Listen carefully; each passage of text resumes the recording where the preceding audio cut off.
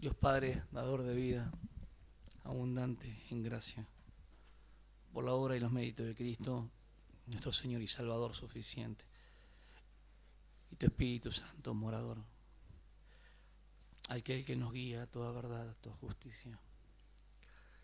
Si bien no hay ningún mandamiento explícito en cuanto a que Él guía, pero somos guiados por Él. Al ser llenos de Él, somos guiados por tu palabra, Señor. Nos enseña, nos instruye, ilumina nuestro entendimiento y hace de nosotros un mejor servidor. Gracias por cada uno de mis hermanos, por cada una de las personas que se encuentran en este lugar, que sea un recinto lleno de tu gracia. Lo apartamos para ti, hemos dispuesto nuestros corazones para alabar y adorar tu santo nombre. En el poderoso nombre de Jesús. Espíritu Santo, ilumina las mentes para que todo pensamiento que se levanta con altivez contra el conocimiento de las Escrituras pueda resolverse solamente por tu palabra. Y así, si cada hermano hace que la palabra more en abundancia en su corazón, en su mente, va a armonizar y su parte afectiva no va a caer en emocionalismo, sino que va a estar ordenado conforme a las Escrituras. Tú eres el único que puede dar el equilibrio en ambos excesos, el libertinaje y el legalismo. Es el único que puede ayudarnos a poder comprender la vida cristiana, donde no sea una carga pesada, sino una bendición por tu gracia. Libéranos de esas cosas, Señor, que traemos, esos vestigios que tenemos, esos residuos mal aprendidos. Desechamos todas aquellas cosas que no te pertenecen. Pero es necesario que en nuestras vidas estén frente a este espejo que es tu palabra. Y cada uno pueda ser consciente y volver su corazón primeramente a ti. En el poderoso nombre de Jesús. Amén. Bueno, hermanos, llegó el día de que vamos a hablar. Ya hemos hablado de la sanidad interior. Hemos hablado de la liberación. Hubo liberación. Las maldiciones generacionales no existen, son hábitos pecaminosos. La influencia también del contexto. Y nos falta el tema de las... Hoy va a ser tipo un nombre de película. Se va a llamar el título La gran estafa y la ofrenda verdadera. ¿Ok? La gran estafa, lo que han utilizado, lo que se ha utilizado durante años y años y años para estafar a la congregación. Bien, vamos a leer por lo menos 4 pasajes. Voy a introducir con 2 Corintios. 1 año y pico estuve trabajando, 1 año y medio sobre esto y perdí todo lo que había hecho con respecto a este tema. Así que bueno, la memoria también cada vez es más frágil. Pero bueno, el Señor en su misericordia nos ayuda a recordar los pasajes de lo que hemos leído. El Espíritu Santo no va a recordar algo que no leíste, así que Él nos va a ayudar. Amén. Y ustedes van a prestar atención también siguiendo la lectura. Entonces, ¿por qué la gran estafa? Yo voy a contar algo de lo que me pasó a mí en lo personal, y lo anoté para no desfasarme. En lo personal yo no creo en el diezmo para la iglesia, y la gente, los hermanos lo saben. Cada uno en forma particular cuando me preguntó por qué esto y por qué aquello. El diezmo es bíblico, David. Yo nunca dije que el diezmo no sea bíblico, sino que no aplica a la iglesia. ¿Ok? Obviamente que está en la Biblia, pero no aplica a la iglesia. Entendiendo que en las Escrituras vemos que está las criaturas, está Israel y está la iglesia de Dios. 3 civilizaciones, 3 grupos étnicos. 1 Corintios 10:32 dice: no se hay tropiezos a judíos, gentiles y a la iglesia de Dios. Entendiendo ya y partiendo de esa base, yo no soy Israel. Éramos gentiles sin las promesas en ese sentido, como Israel las tenía, que eran condicionadas a la obediencia. No estamos bajo un pacto mosaico tampoco, que tenemos que cumplir ciertos ritos, liturgia, para que el Señor nos bendiga. Entonces, en 1998 yo entendí esto del diezmo, después fui creciendo en el conocimiento. Ahora vamos a enseñar lo que dice la Biblia acerca de esto. Y tengo razones 100% bíblicas para demostrar que hay ignorancia en el pueblo de Dios, los que saben acerca del diezmo porque lo heredaron de sus padres, entonces siguen diezmando de chiquitos, en las iglesias se enseña, entonces el papá le enseña, uno ve cómo anda el papá diezma y los demás lo hacen.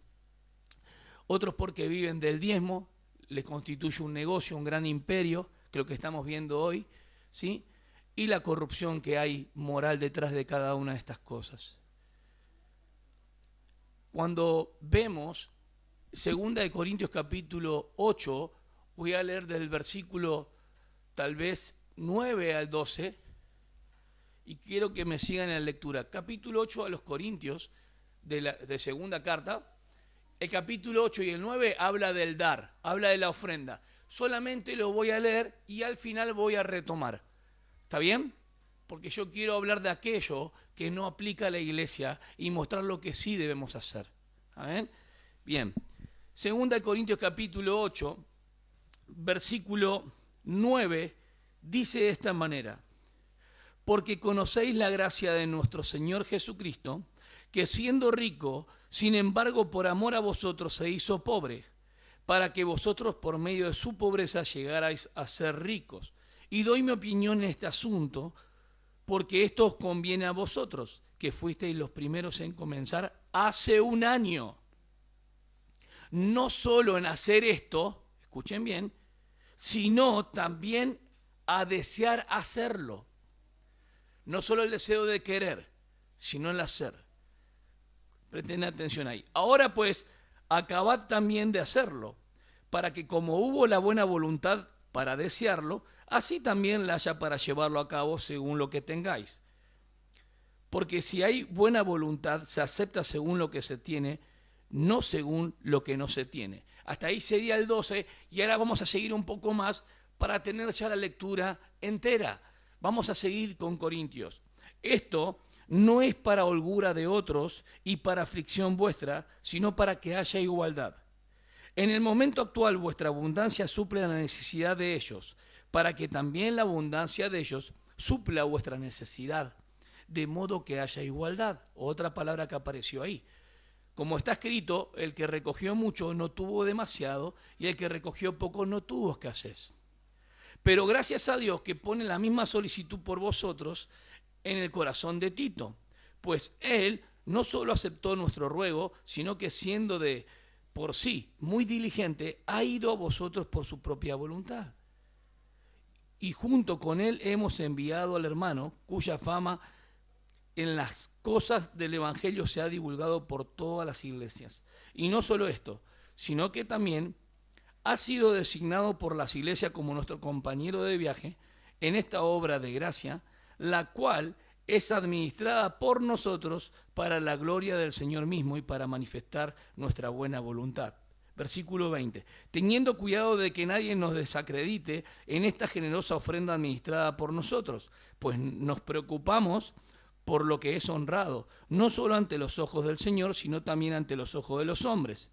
Habla de la ética moral, y si ustedes se dan cuenta. Y con ello hemos enviado a nuestro hermano, de quien hemos comprobado con frecuencia que fue diligente en muchas cosas, pero que ahora es mucho más diligente debido a la gran confianza que tiene en vosotros, o en ustedes. En cuanto a Tito, es mi compañero y colaborador entre vosotros. En cuanto a nuestros hermanos, son mensajeros de las iglesias y gloria de Cristo. Por tanto, mostradles abiertamente ante las iglesias la prueba de vuestro amor y de vuestra razón para jactarnos respecto a ustedes. Y ahora habla del llamamiento a la liberalidad, generosidad, dice, porque me es por demás escribiros acerca de este servicio a los santos, pues conozco vuestra buena disposición, de la que me glorío por vosotros ante los macedonios, es decir, que Acaya ha estado preparada desde el año pasado y vuestro celo ha estimulado a la mayoría de ellos. Pero he enviado a los hermanos para que nuestra jactancia acerca de ustedes no sea hecha vana en este caso, a fin de que, como decía, estéis preparados, no sea que algunos macedonios vayan conmigo y os encuentren desprevenidos. Por eso Pablo pedía que se hagan antes las colectas. Entonces cuando llegaba él no se juntaba ofrendas, ya estaba preparado. Presten mucha atención a esto. ¿Están atentos ahí? Bien.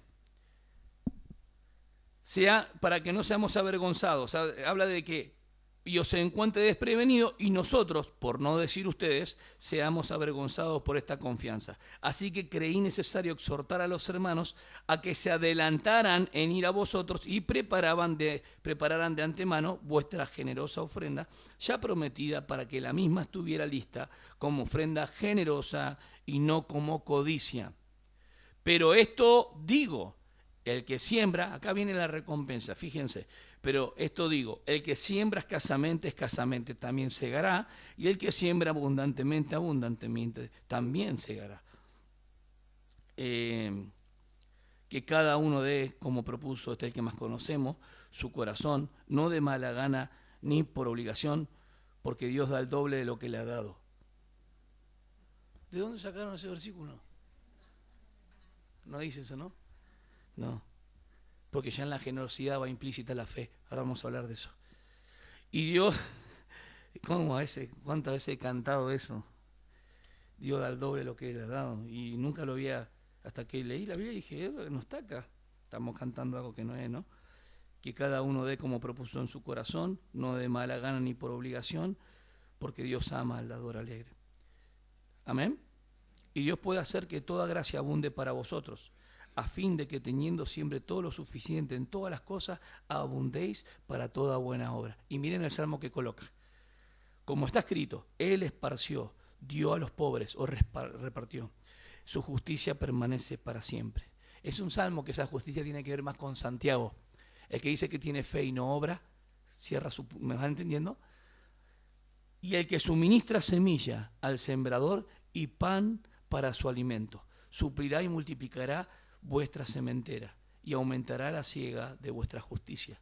Seréis enriquecidos en todo, para toda liberalidad, el cual por medio de nosotros produce acción de gracias a Dios. Porque la administración de este servicio no solo suple con plenitud lo que falta a los santos, sino que también sobreabunda a través de muchas acciones de gracias a Dios.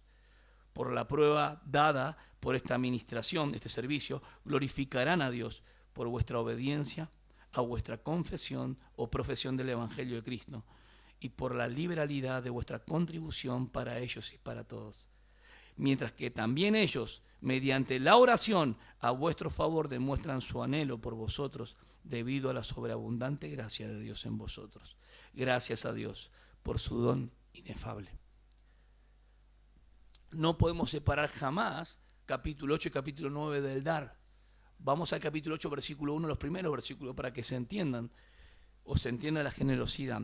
Ahora, hermanos, os damos a conocer la gracia de Dios que ha sido dada en las iglesias de Macedonia.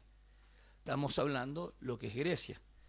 Pues en medio de una gran siembra ustedes dieron de lo que les sobraba. Así dice. No. Una gran prueba de aflicción, abundó su gozo, y su profunda pobreza sobreabundó la riqueza de su liberalidad. Por eso toma el ejemplo de Jesucristo después. Porque yo testifico que según sus posibilidades, y él se va a asombrar más adelante si lo siguen leyendo, y aún más allá de sus posibilidades, dieron de su propia voluntad, suplicándonos, escuchen, por favor, déjanos dar, suplicándonos con mucho ruego el privilegio de participar en el sostenimiento de los santos. Y esto, no como lo habíamos esperado, no lo habían esperado así de ellos, sino que primeramente se dieron a sí mismo al Señor, primeramente al Señor, y luego a nosotros por la voluntad de Dios. En consecuencia, rogamos a Tito que como él ya había comenzado antes, así también llevara a cabo en vosotros esta obra de gracia. Mas así como vosotros abundáis en todo, en fe, en palabra, en conocimiento, en toda solicitud y en el amor que hemos inspirado en vosotros, ved que también abundéis en esta obra de gracia. No digo esto como un mandamiento, sino para probar por la solicitud de otros también la sinceridad de vuestro amor. Primero, iglesias que estaban en las periferias, las más pobres, con gran tal vez estrechez en apariencia, pero sobreabundante riqueza en amor y generosidad, porque abundaban más allá de sus fuerzas. 2 Corintios 8 y 9, tenemos ya un patrón de lo que Pablo dice. Y vamos a añadir 1 Corintios 16, 1 y 2, para dejarlo al final. Al final solamente 4 versículos voy a resaltar. 1 Corintios 16, 1 y 2. Hacen nada cuenta cuál era la ofrenda a los santos. Dice, ahora bien, en cuanto a la ofrenda para los santos, haced vosotros también como instruí. O sea que él enseñó cómo debían hacerlo, la forma, la manera. A las iglesias de Galacia. ¿Se acuerdan que Pablo hizo el viaje a Galacia? Que el primer día de la semana, cada uno de vosotros aparte y guarde según haya prosperado, para que cuando yo vaya no se recojan entonces ofrendas. ¿Vamos bien? Y cuando yo llegue, enviaré con cartas a quienes vosotros hayáis designado para que lleven vuestra contribución a Jerusalén. Y si es conveniente que yo también vaya, irán conmigo. Había todo un orden. Bien, vamos a realmente la gran estafa. La gran estafa es tomar el diezmo y aplicarlo a los cristianos. Yo no he visto ningún pastor que diga, dame un camión de grano, de trigo, de heno, de menta. Todo lo traducen en plata. Ven versículos y ven plata. Dios nos libre de eso. Vamos a Levítico, donde empieza la ley del diezmo. Maser, justamente es décima, donde viene el hebreo, décima parte.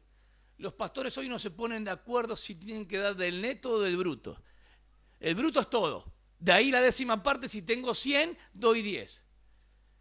Pero el neto, ¿qué hacen? Pagan los impuestos, pagan escuela, todo y después dan. Ni ellos se ponen de acuerdo. Porque no les conviene dar del bruto. Pues sería muchísimo. Ya están agregando 0 atrás. Lo triste es que nunca los diezmos se juntan para hacer conferencias misioneras, para comprar los instrumentos en este sentido. ¿Qué otra cosa más? Para eventos de la congregación. No, los diezmos tenían que ver con la parte agraria del fruto, semilla y los animales del campo.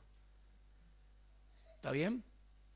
Tenía que ver con 4 tipos de diezmo, anoten, 4 tipos de diezmo. ¿Sí? 4 tipos de diezmo, no uno solo, 4 tipos. Y la ley del diezmo tiene que ver con Levítico. Y con esto voy a responder a los hermanos que dicen, mucho tiempo he diezmado y tal vez lo hice de corazón. Bueno, ahora eso ya pasó. Ahora nosotros estamos en un tiempo entendiendo que debemos ofrendar voluntariamente. Pero quiero mostrarle algo interesante. Vamos a Levítico 27, del 30 al 33. Vamos a examinar las escrituras y tómense un tiempo para no salir corriendo rápido de la congregación.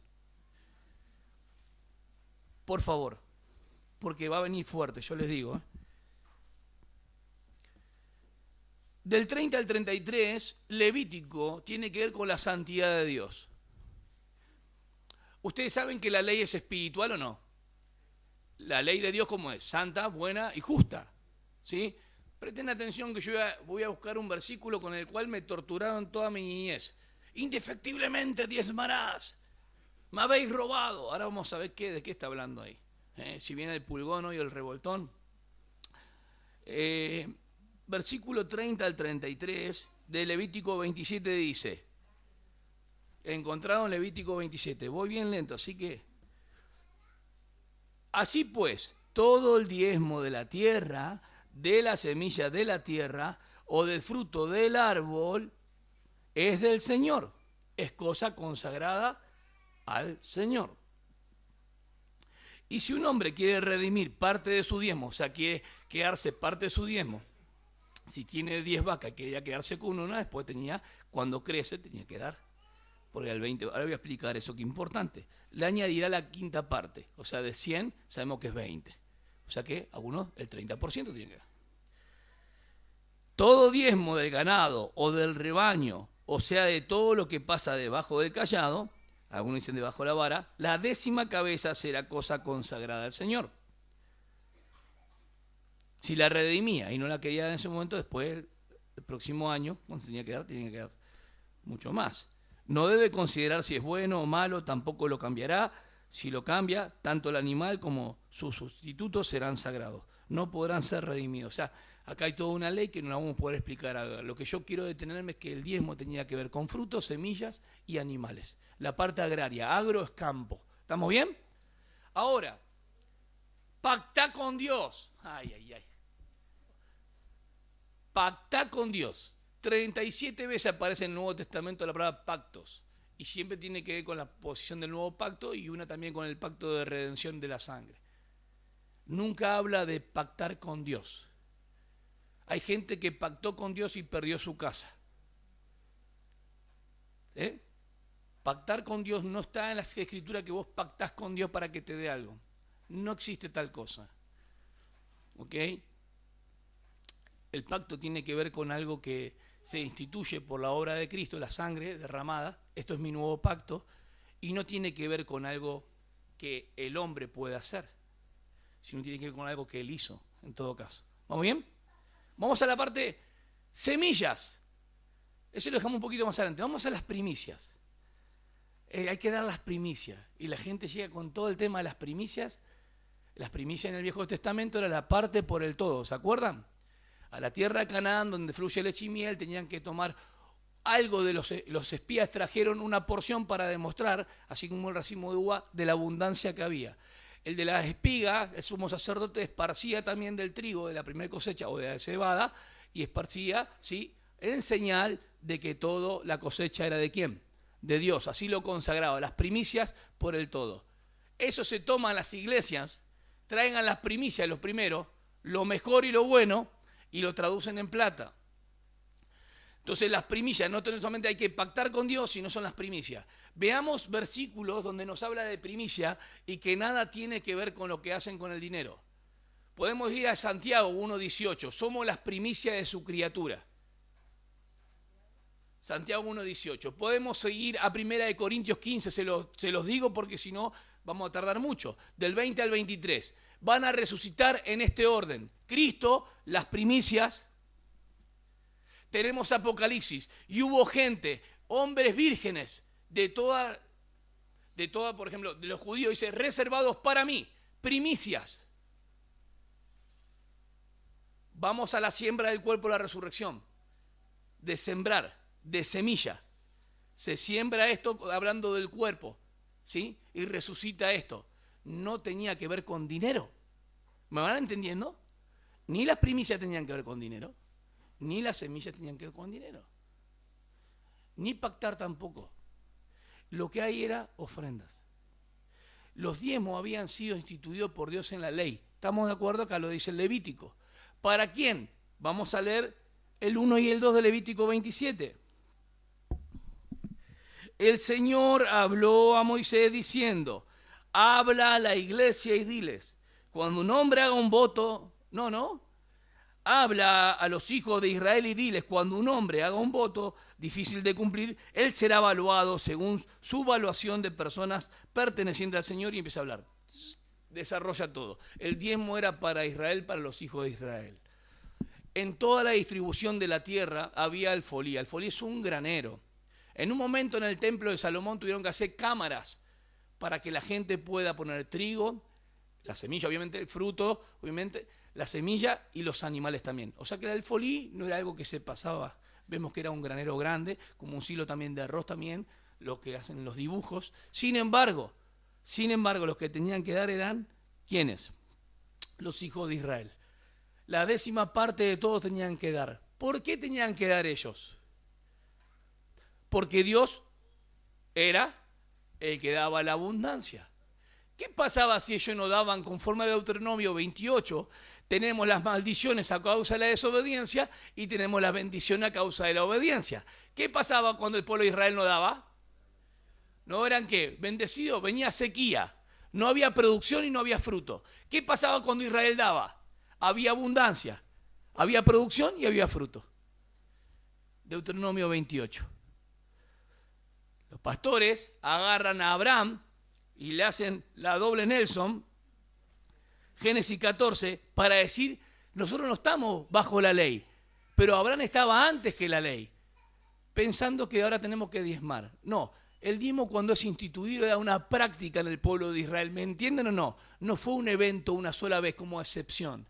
Excepción digo porque Abraham va a decir algo interesante que muchas veces se pasa por arriba. Vamos a Génesis 14, el sobrino de Abraham. Versículo 14 de Génesis 14. Al oír Abraham que su pariente había sido llevado cautivo, movilizó a sus hombres adiestrados nacidos en su casa, o sea, los siervos, 318, y salió en su persecución hasta Adán. Dan, un territorio de las partes de las tribus del norte de Israel. ¿Con cuántas personas? 318. Y por la noche él con su siervo organizó su fuerza contra ellos y los derrotó. Y los persiguió hasta Joba, que está al norte de Damasco, o sea, más arriba. Y recobró todos sus bienes, también a su pariente Lot, con sus posesiones, y también a las mujeres y a la gente. Versículo 17. A su regreso, después de derrotar a Kedorlaomer y a los reyes que estaban con él, salió a su encuentro el rey de Sodoma, en el valle de Sabe, es decir, el valle del rey. Acá viene la figura, y viene el tipo. Entonces Melquisedec, rey de Salem, sacó pan y vino. Él era sacerdote del Dios Altísimo, y lo bendijo diciendo: bendito sea Abraham del Dios Altísimo, creador del cielo y la tierra. Y bendito sea el Dios Altísimo, que entregó a tus enemigos en tu mano. Y le dio a Abraham el diezmo de todo. No se lo pidió, él se lo dio. Y el rey de Sodoma dijo a Abraham: dame las personas y toma para ti los bienes. Y Abraham dijo al rey de Sodoma: he jurado, escuchen bien, esto no se lee nunca, escuchen esto, he jurado al Señor, Dios Altísimo, creador del cielo y de la tierra, que no tomaré ni un hilo ni una correa de zapato. ¿Cuándo juro? Antes. ¿Lo entendieron? Antes. He jurado al Señor. Dios le dio la batalla, pero él le había dicho que no había de tomar nada. ¿Y por qué les digo esto? Cuando van a Génesis 13, versículo primero, Abraham era rico, miren. Capítulo 13, versículo 1, dice: subió pues Abraham de Egipto al Negev, él y su mujer con todo lo que poseía, y con él Lot, estaba Lot con él. Y Abraham era muy rico en ganado, en plata y en oro. Cuando vamos a la institución en cuanto al monte Sinaí, las leyes, había tres formas de libertar. Era por medio de la venganza de alguien, ¿sí? ¿Está bien? Por medio del poder, ¿sí? O por medio de la riqueza. Abraham tenía riqueza. ¿Por qué no liberó con riqueza el rescate? ¿Por qué no pagó ahí? No, con mano fuerte el Señor hizo algo interesante. Y Abraham dio el diezmo no de su riqueza, del botín de lo que había tomado, porque él sabía que la batalla le pertenecía ¿a quién? No está enseñando a diezmar Abraham, nunca más lo hizo. No, pero Isaac lo hizo. Seguramente la información la tenía Isaac, Génesis 26, no. Pero Jacob lo hizo un voto. Si tú me dieres esto, paz y esto, y haré esto. No lo hizo nunca. Nunca se enseña el diezmo en el Viejo Testamento, digamos, antes de la ley de Moisés.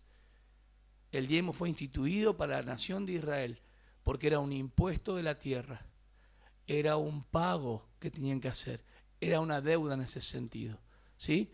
Entonces, al tener esto que Dios mandaba la lluvia y había bendición, los que tenían que recoger. Y habían 4 tipos de diezmo que le voy a mencionar uno por uno. Vamos a ver los 4 diezmos. Vamos a ir a Números, voy a tomar 2 o 3 pasajes. Estaba el diezmo que era para la tribu levita. ¿Quién eran los levitas? Eran de... Leví es una tribu, ¿sí? De las 12 tribus de Israel. Cuando fueron a espiar la tierra, ¿se acuerdan? El Señor reparte después la tierra, una vez que poseen la tierra, el tema de la repartición. Leví se queda sin porción de tierra, su porción iba a ser Dios porque ellos se iban a dedicar a la casa. Entonces entendemos que el sustento, había un sustento de la casa, primer punto, un sustento de la casa que tenían que mantener y ministrar. Y los sacerdotes eran los que hacían ¿qué? el sacrificio. O sea que el diezmo era un sustento también para los levitas en cuanto a la casa y un sustento para los sacerdotes. ¿Vamos bien? Pero había otro diezmo que se juntaba en los graneros y era para viuda, huérfano, extranjero y también levitas que venían de otro lado. Eso es muy importante. Había un diezmo anual, había un diezmo trianual y había un diezmo de los diezmos que tenían que dar los levitas a los sacerdotes. 4 diezmos. Por eso hay iglesias piramidales donde la iglesia filial da el diezmo y los diezmos al pastor. El problema es que nosotros no somos Israel. El problema es que el pastor no es de la tribu de Leví. Se perdió toda la genealogía, hermanos. ¿Está bien? Vamos a Números 18:21.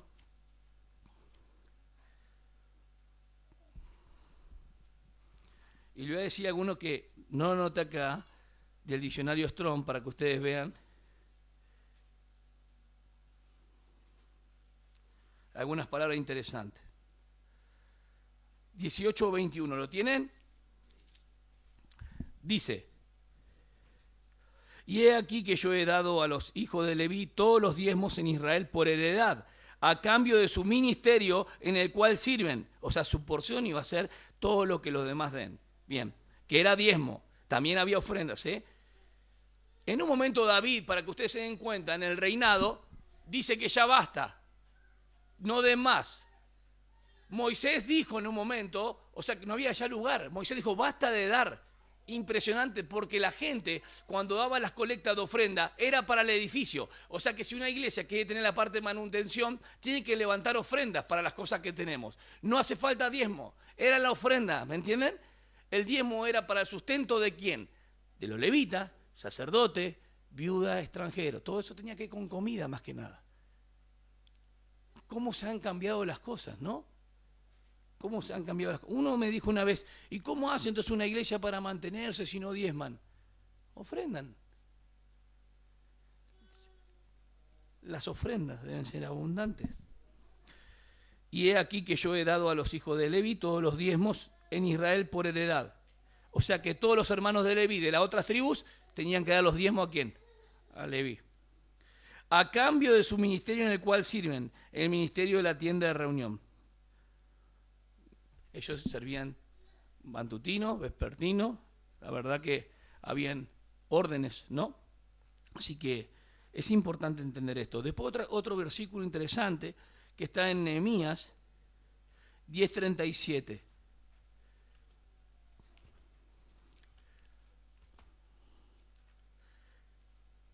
Nehemías 10:37 dice: también traeremos las primicias de nuestra harina y nuestras ofrendas del fruto de todo árbol, del mosto y del aceite para los sacerdotes a las cámaras de la casa de nuestro Dios. O sea que ya habían hecho cámaras para que alberguen mucho más, ¿sí? Como depósitos, ¿ok?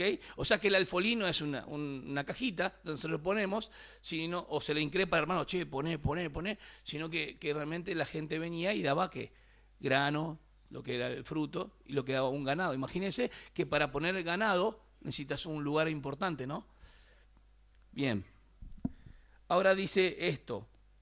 El versículo 37 dice que las cámaras de la casa de nuestro Dios y el diezmo de nuestro suelo a los levitas. Había algo que tenían que dar para la casa y había algo que tenían que dar ¿para quién? Para los levitas. Ese es el diezmo que era para la tribu de Leví. Después está el diezmo anual. Y este diezmo era para el diezmador. O sea que él hacía una gran comilona. Ellos participaban de eso. No es que se quedaban afuera. ¿Está bien? Y eso está en Deuteronomio 14.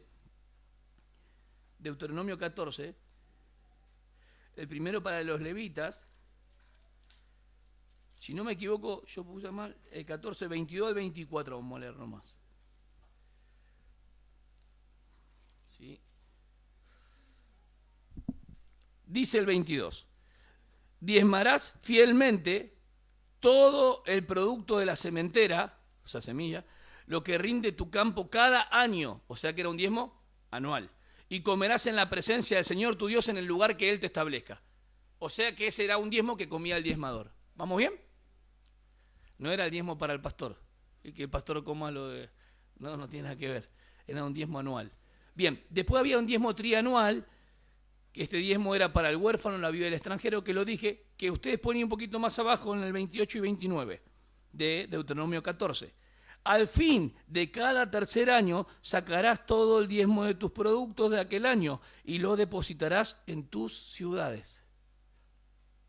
Y vendrá el levita, o sea que el levita también participaba de ese, que no tiene parte ni herencia contigo de otro lugar, extranjero. Y el forastero, el huérfano y la viuda que habitan en tus ciudades, y comerán y se saciarán para que el Señor tu Dios te bendiga en toda obra que tu mano haga. O sea que los diezmos eran para participar todos ellos. No tenía que ver con que alguien agarraba y recibía los diezmos y los demás quedaban sin nada. ¿Ustedes se están dando cuenta de lo que estoy diciendo? Había un diezmo para los levitas, que era para ellos, el sostén de ellos mismos, el sustento. Había un diezmo que era anual, del cual participaban en el lugar donde Dios decía que tenían que comer, y había un diezmo trianual, que era para el sustento de las viudas, huérfanos y extranjeros. ¿Por qué? Porque la ley es espiritual. Síganme en esto. El apóstol Pablo dice que la ley es espiritual. Es santa. ¿Vamos bien? Vamos a santo. Santo es algo apartado para Dios. Entonces las personas, cuando no podían ser parte de la casa de los levitas, ¿qué hacían? Participaban ¿con qué? Con sus diezmos. Honrando a Dios, consagrando a Dios. ¿Lo estás entendiendo? Era bueno, porque ellos no podían diezmar en el sentido con un corazón duro, porque tenían que creer en Dios y no pensar que diezmaban porque Dios les daba. Y me habla de fidelidad. Y es justo porque Dios dio una porción para que entreguen y con el otro ellos vivan y participan. La ley es espiritual, santa, justa y buena. El dar, el principio en la Biblia está. ¿Vamos bien? Seguimos más adelante y nos encontramos con Malaquías. Vamos a Malaquías. Yo sé que a muchos le gusta más Zacarías que Pondrías, pero hablando, estuve bien ahí. Qué terrible, Aflojen un poco, hermano. Dice que cuando había un hombre que se bautizó y los hermanos diáconos estaban ahí zambulléndolo, ¿no? Y el hombre estaba abajo ahí. Y dice que la billetera estaba afuera, que no bautizó la billetera. Pero en realidad no es eso así. Nosotros cuando nos entregamos a Dios, nos entregamos todo. ¿Es todo de Él o no? Es todo de Él. No es un tema de no dar. Entendemos eso. Y bueno, el diezmo de los diezmos está en número 18-21, o sea que son 4. El diezmo de los levitas, el diezmo anual, el diezmo trianual y el diezmo de los diezmos. Es el que más le gusta a los pastores, generalmente el diezmo de los diezmos, porque se junta más, ¿no? Bien. No vamos a negar que a través de los diezmos hicieron las grandes catedrales, las grandes iglesias. Y voy a decir algo más. ¿Por qué las iglesias evangélicas se tienen que valer de las ofrendas? Porque no tienen el apoyo gubernamental como la iglesia católica. ¿Cuáles serían las indulgencias hoy de los pastores? Los diezmos. Cuando vos escuchas una monedita ahí, sale un pariente del purgatorio. Cuando vos das tu diezmo, el Señor te bendice. Son las indulgencias modernas que extorsionan, que sacan la fidelidad del hermano y que no lo hace participar en la ofrenda de los santos como una actitud de adoración. Cada uno dé como propuso en su corazón, ni por tristeza ni por necesidad, porque Dios ama el dador alegre. No lo den en el momento, en la semana conforme prosperó. No tengo nada, el Señor lo sabe. Entonces la ofrenda debería ser para ese hermano que no tiene nada, porque la ofrenda era para los santos. Cuando el apóstol Pablo en Filipenses habla de la ofrenda que ellos habían dado primeramente para él, después se olvidaron los hermanos del apóstol Pablo en Filipenses. Y en el capítulo 4 dice, sabé, acordado de vuelta de mi necesidad. Los hermanos filipenses eran muy dadivosos, pero después se olvidaron un poco y Pablo les recuerda de vuelta en Filipenses capítulo 4. Habla también del sostén de las viudas, de los ancianos y demás. De las viudas, hay una lista, hermanos. No es cualquier viuda. Habla de las viudas que van de casa en casa, que son jóvenes y pueden trabajar. Hablan de las viudas que tienen sus hijos que los pueden sustentar y ser honrados. Habla de la administración. Hubo un caso de me parece que es coreano, que estuvo preso hace unos años atrás, porque lo que administraban las ofrendas, por eso habla de honestidad en Corintio, ¿vieron? Para que no sean desacreditados en el ejemplo, dice que sean personas honestas y sin doblez. Este sentido es muy importante porque administran, y puede haber un Judas que le gusta, ¿no?, la codicia, que eso está en el Adán en realidad, pero no le va a echar la culpa a Adán, es él el que roba, ¿no? Y tiene prisión. ¿Saben por qué? Porque los hijos estaban encargados de las ofrendas y sustraían de las ofrendas. Terrible. Como testimonio, mal. Éticamente y moralmente no tenía que haber permitido eso. Imagínense que yo le diga a Natanael, vos sos el tesorero. Igual las hermanas acá no van a permitir, no se preocupen. Pero siempre es bueno, y en eso se está ordenando también la congregación. Aunque los hermanos lo han hecho con mucha diligencia, siempre es así, hermanos. Gloria a Dios. Pero es el Señor el que pesa los corazones. Nosotros no nos estamos dando cuenta de la importancia, tal vez, que es ofrendar. Estuve toda la noche pensando en esto. No estamos entendiendo. Si yo estimulaba un poquito más y lo motivaba, primero decía, no ofrende nadie, porque eso es lo que me hacían a mí. Vamos a ofrendar al final, porque a través del estímulo, metes un poco más. No es la idea, porque no tiene que ser con intencionalidad. La ofrenda es una participación de los santos. No es cuando termina la reunión por allá, es acá que ofrendamos. No es para que el que está al lado mire, porque vos sabés solamente lo que Dios te bendijo y lo que puedes dar. Es algo privado porque, Señor, tú fuiste fiel. Esta semana me diste de comer. Esta semana me sustentaste. Esta quincena es por tu gracia, Señor. Yo quiero llevarte una reflexión más profunda que el tema del diezmo, que es bíblico para el viejo pacto. Quiero llevarte al lugar donde nos condenaron, o alguna vez te sentiste condenado, o mis padres tal vez se sintieron condenados. Malaquías capítulo 3, versículos 6, 7, 8 y 9, los puedo recitar de memoria, de tantas veces que lo escuché. Versículo 6. Hay 4 quejas en el libro de Malaquías. Malaquías 400 años más o menos antes de Cristo. ¿Estamos bien? El pueblo de Israel, el pueblo de Judá ya había vuelto del exilio babilónico. ¿Estamos bien? Pero ya no tenían gloria. Ya Ezequiel vio que la gloria del templo se fue. Entonces ellos dejaron de hacer un montón de cosas. ¿Y una cuál era? Los diezmos. Vamos a estudiar un poquito, hermano. Concéntrense. Versículo 6. Capítulo 3 de Malaquías. Porque yo, el Señor, no cambio. No es un asunto de diezmo, es de inmutabilidad. Vamos de vuelta, anoten esto en su cabeza. Ahora parten un poquito el sentido del diezmo y vamos a ver la inmutabilidad. Él no cambia, hablamos de Dios, hablo de fidelidad de Dios, que es lo que promete, cumple. ¿Me están entendiendo dónde voy? Bien. Porque yo, el Señor, no cambio, por eso vosotros sois hijos de Jacob. Jacob es Israel. La fundación de Israel tiene que ver con Abraham, pero donde está la parte física de descendencia tiene que ver con Jacob. Y dice, oh hijos de Jacob, no habéis sido consumidos porque Dios es misericordioso. Desde los días de vuestros padres os habéis apartado de mis estatutos y no los habéis guardado. Hay una queja, hay una acusación. Volveos a mí y yo volveré a vosotros. Antes de la obediencia y de que den diezmo, deben volver sus corazones. Antes, vos y yo, hermano, de poder dar, debemos volver nuestro corazón al Señor y a la palabra y entender lo que dispuso y propuso en su corazón, lo que apartaste para el Señor y dar. El mismo principio. Antes de la obediencia, nuestra relación personal es lo primero con Dios. ¿Me siguen? Volveos a mí y yo volveré a vosotros, dice el Señor de los ejércitos. Pero decís, ellos decían, ¿cómo hemos de volver? ¿Robará el hombre a Dios? Pues vosotros me estáis robando.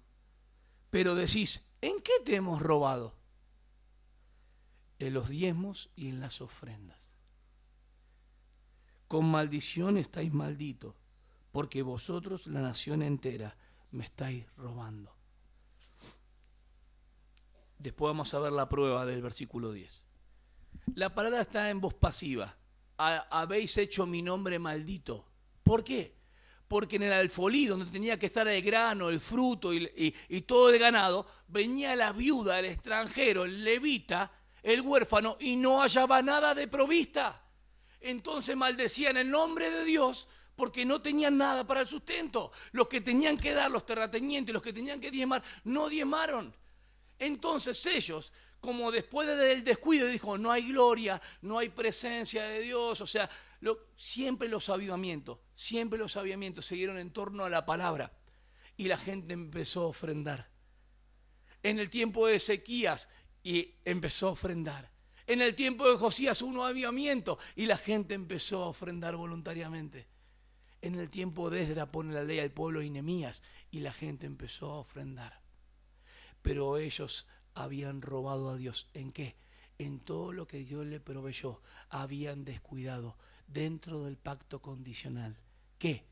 Todo lo primero de fruto, de grano y del ganado es de Él. Y ellos estaban en realidad estorbando la bendición que Dios tiene para ellos. Si ellos daban, ¿qué hacía Dios? Bendecía con lluvia. Si no daban, estaban bajo maldición. ¿Entienden la maldición que estoy hablando? ¿Qué tiene que ver esto?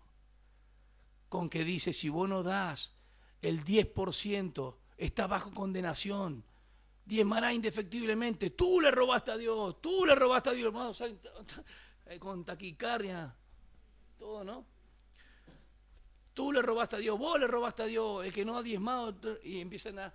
Hay iglesias que yo he visto que ponen todo un cartelito afuera, computalizado quién es el que diezma. Imagínense eso. El que no diezma no, ni pasa por ahí. Y los cartelitos están todos ahí, entonces cuando uno entra al templo ya sabe quién está diezmando y quién no. Qué terrible es eso, qué terrible es eso. Dios va a pedir cuenta. Ni estoy hablando de salvación, estoy hablando de integridad, de chantaje. Qué terrible. Sin embargo, dice que vendrá el pulgón, el saltón y el revoltón si no dan nada, porque cuando esté lo primero para el del sembrado, le va a liquidar. ¿Quiénes? Los insectos. Acá está el tema de que están robando a Dios. Si no diezmas, Dios no te bendice. Y está la teología de la ventanita. La teología de la ventanita no es la del grupo Sombra. La teología de la ventanita tiene que ver con el que el devorador es el diablo. Vendrá el devorador, ¿quién es? El diablo. El devorador son los insectos que te morfan toda la cosecha. Te la liquidan. Porque Dios mismo manda eso. ¿Vamos bien? Hermanos, a nosotros no nos llega, no nos comen ninguna langosta a nosotros. Nosotros tenemos un yacaré. Pero esos insectos para nosotros no van. No van para nosotros. Tenía que ver con Israel. Salvo que un hermano esté sembrando para poder dar lo demás, pero tiene que ver con Israel específicamente. Y si usted quiere ver un versículo que le pueda llamar mucho la atención, es el versículo del capítulo 4, versículo 4.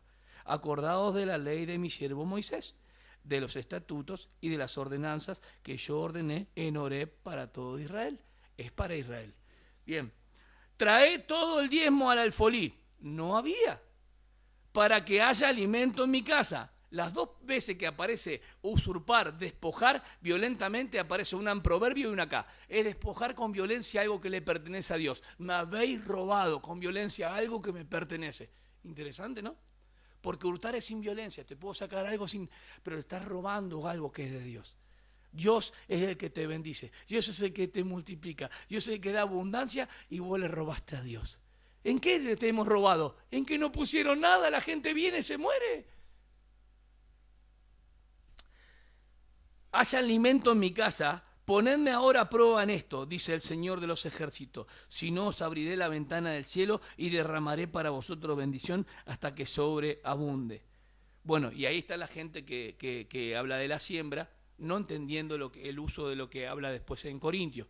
El que siembra, hermano, generosamente, generosamente va ¿a qué? A recoger. Pero eso tiene que ver con la liberalidad y generosidad de cada uno. Y el que escasamente, conforme Dios le bendijo, dice, a mí me pasó una situación no hace mucho, no era mucha plata que tenía que dar, pero después volví de la moto, porque no era lo que yo había dispuesto en mi corazón, lo que dispuse en mi corazón para darle a la ofrenda. Tuve que volver en la moto, no estaba tranquilo. Mi conciencia no, como el semáforo de Susana, ¿sí? Realmente me acusaba. No me defendía. Me decía, eso no es lo que vos, pues yo siempre en la semana, conforme prosperé, doy. Yo practico, trato de practicar la palabra, usted tiene que practicar la palabra. Conforme prosperaron, no, y bueno, si no nada, vamos a pedir para que el Señor te pueda dar la fuerza para que puedas dar. Hubo un caso de una hermana que estaba al lado de un hermano, y la hermana tenía que hacerse unos estudios médicos, esto es real, y le pidió a un hombre antes, necesito hacerme estos estudios, estoy mal de salud, yo te los devuelvo en la noche porque no tengo nada ahora. Escuchen bien esto. El hermano que estaba al lado de ella, había algo que le inquietaba, por eso Pablo habla de ser de bendición para otros, de estar ahí al tanto de que esto es para vos, y punto. Lo puso a los pies de la hermana, y era la plata que necesitaba para hacer los estudios. Y así pasó millones de veces. Pasó conmigo, ustedes fueron generosos muchas veces, que ni saben que yo necesitaba eso, y sigue pasando. Pero siempre que nosotros entendamos que el Señor nos va guiando en esas cuestiones, toda la plata y el oro es de Él. ¿Saben lo que hacen cuando una persona no diezma? Le dicen, sos un ladrón, no robará el hombre a Dios. ¿Y saben qué toman? 1 Corintios 6:10. Los ladrones no entran en el cielo, no heredarán el reino de los cielos. ¿Qué tiene que ver eso? También tengo Timoteo capítulo 6, versículo 9 al 12, donde dice que muchos se desviaron por amor al dinero. ¿El problema es el dinero o es el amor al dinero? Hermanos, ¿estamos contentos con Cristo? Hablemos las dos veces que aparece el diezmo. Mateo 23, ustedes diezmáis la menta, el heno, lo más chiquito. Hacían 10 mentas. Imagínense el trabajito. Ustedes tienen menta, conocen la menta. Allá más chiquitita es, ¿sí? Y ponían 10 mentitas y sacaban una. Todo, pero un arbusto. Meticulosos, pero olvidaron la misericordia, el amor. Y la misericordia estaba emparentada ¿en qué? En la viuda, el huérfano, el extranjero. ¿Lo estás entendiendo? Y la otra vez que habla de misericordia, ¿cuál es? Yo diezmo, yo ofrendo, el publicano y el fariseo. Jamás en las cartas del apóstol Pablo se dice que la iglesia diezme. ¿Estamos bien? Debemos ofrendar voluntariamente. Le voy a decir qué es la ofrenda. La ofrenda tiene que ver y nacido de un corazón que quiere dar. ¿Estamos de acuerdo? Es la dádiva que nos da el Señor de esto de poder dar, de todo lo que Él nos da, poder dar generosamente. Es la participación, tanto para los santos de ese tiempo, era para los santos de Jerusalén, los pobres, pero también está la extra iglesias. Hay otras iglesias donde pasa un hermano, viene y predica y necesita el apóstol que sea, y los hermanos también pueden levantar una ofrenda con generosidad. Nunca provocada por el orador ni ninguno que esté incentivando y pichicateando para que los hermanos pongan más abajo la mano en el bolsillo. Eso al Señor no le agrada. ¿Estamos bien?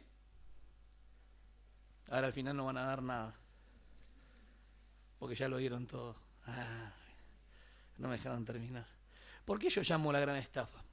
Porque Dios dice que es inmutable y Él no cambia, Él es fiel.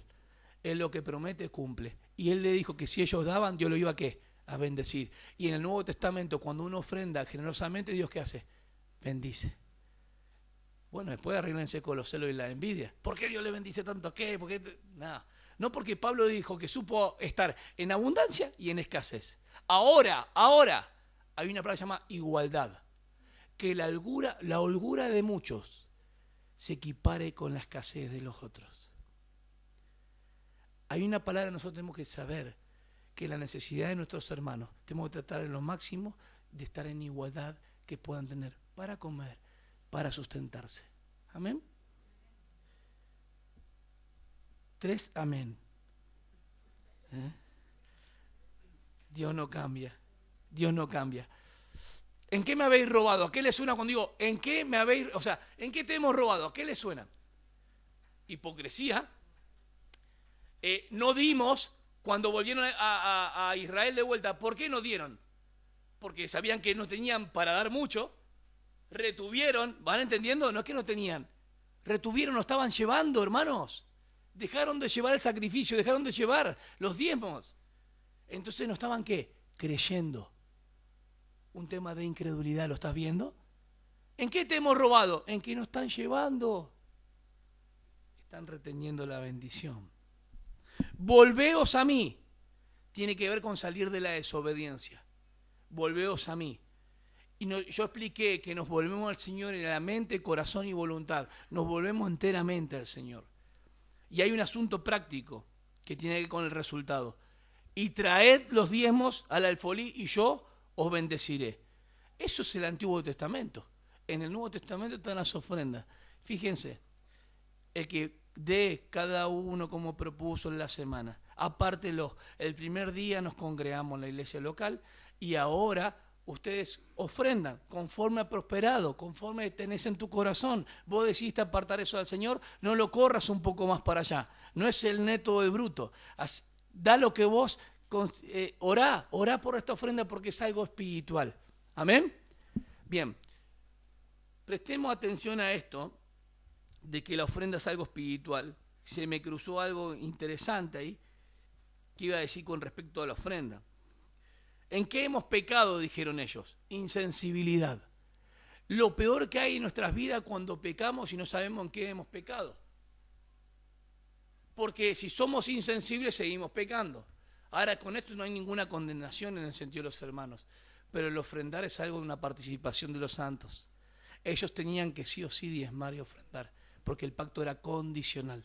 ¿Qué pasa con un hermano que no ofrenda? Epa, ¿qué pasó? No pasa nada, dicen ustedes. ¿Ah, no? ¿Qué pasa con un hermano que no ofrenda? No creen que él provee. Está reteniendo. Nos están dando. No. ¿Qué pasa con un hermano que no ofrenda? Lo que tenga. Porque la viuda dio para el templo de lo que no tenía. Se entristece. Ajá. También. Hay insensibilidad, hay incredulidad. Porque si yo doy esto, es lo que tengo para... Ahora escuchen. ¿El pastor puede pedir la ofrenda a las personas cuando los hermanos no tienen para proveer a su casa? ¿Cómo los hermanos van a ofrendar al pastor cuando ellos no pueden proveer a su casa? Hay gente que ha pactado con Dios, ha dado, estuve viendo algunas cosas increíbles, dieron hasta su casa. Claro, después que la esposa se armó todo. Dieron hasta su casa porque pactaron con Dios. Dieron su llave de auto porque pactaron con Dios.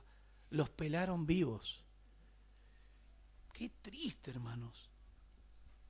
Moisés dice, ya no traigan ofrenda. David dijo, ¿quieren cooperar? Vengan, ofrenden. ¿Para qué? Con esto, para el templo, para lo que sea, para el sustento. Los apóstoles, capítulo 2 de Hechos, versículo 42 al 44 y 45. Todos tenían las cosas en común, partían el pan, estaban en comunión y había enseñanza. Pero después todas las propiedades las vendían y las ponían a los pies de los apóstoles. Y nada ni nadie decía ser suyo nada, porque todo lo daban. No podemos vivir tal vez a ese estatus de la iglesia primitiva, sería maravilloso. Por eso Pablo después ordena y dice, una vez por la semana, aparten lo que prosperaron y den. Pero el primer momento no fue así. ¿Quiénes administraban las ofrendas ahí? Junten hombres diáconos fieles, llenos del Espíritu Santo. Hechos 6. Hechos 8, hay un hombre llamado el mago Simón. Y él quiso comprar el Espíritu Santo con precio. Perezca el dinero contigo. Le estoy diciendo que el dinero hay que ponerlo también a los pies de la cruz. Toda nuestra vida hay que ponerlo a los pies de la cruz. El dinero nuestro le pertenece al Señor. Tal vez no nos hemos enterado y hemos gastado en muchas cosas, pero no hemos ofrendado en lo que el Señor quiere. Y hay necesidades en la congregación, en la cual vos y yo somos parte. ¿O no? ¿Estás sentado o no? ¿Tenés luz? ¿Querés prender el aire? No.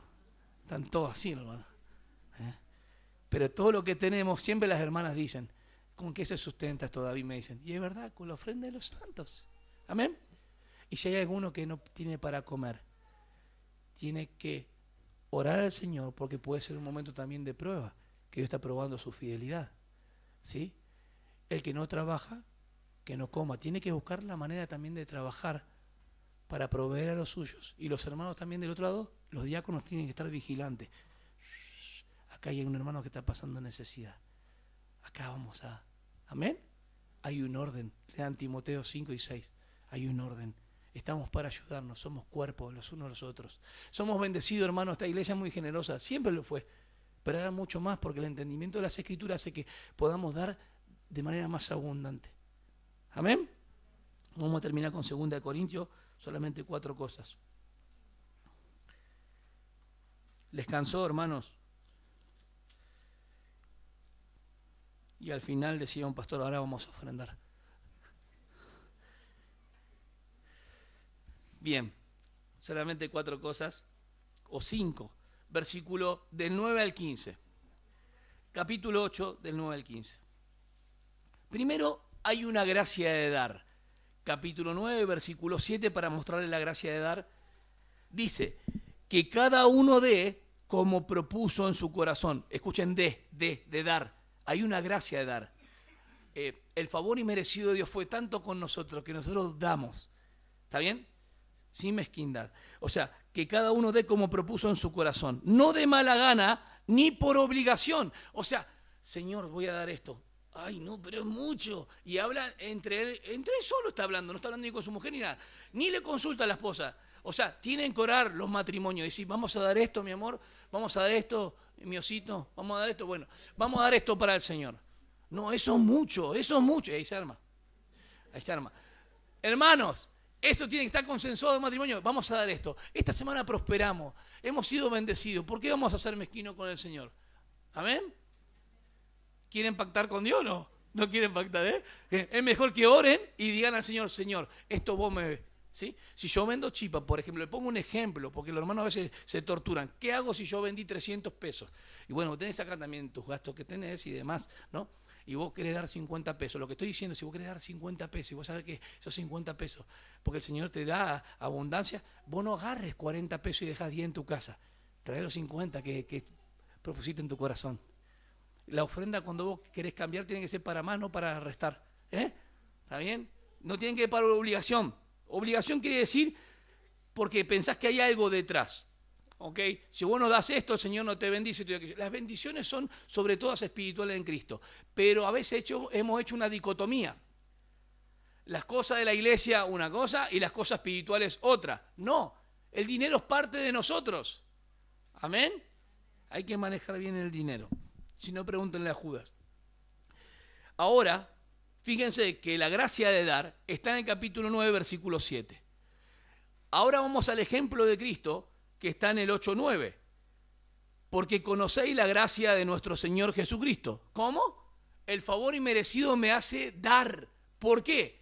Porque veo el ejemplo de Cristo. Porque conocéis la gracia de nuestro Señor Jesucristo, que siendo rico, sin embargo, por amor a vosotros se hizo pobre. ¿Cuántos dicen amén? ¿Por qué Él se hizo pobre? Ahí está. Entonces la ofrenda tiene que ser con amor, de gracia. Y tercer punto, no sé si lo llegan a notar, versículos 10 y 11. Hemos hablado de la gracia de dar, el ejemplo de Cristo, el 10 y el 11, el capítulo 8, está ahí. Habla de una promesa, miren. Y doy mi opinión en este asunto porque esto conviene a vosotros, que fuisteis los primeros en comenzar hace un año. Hace un año ellos empezaron a dar ofrenda, ¿ok?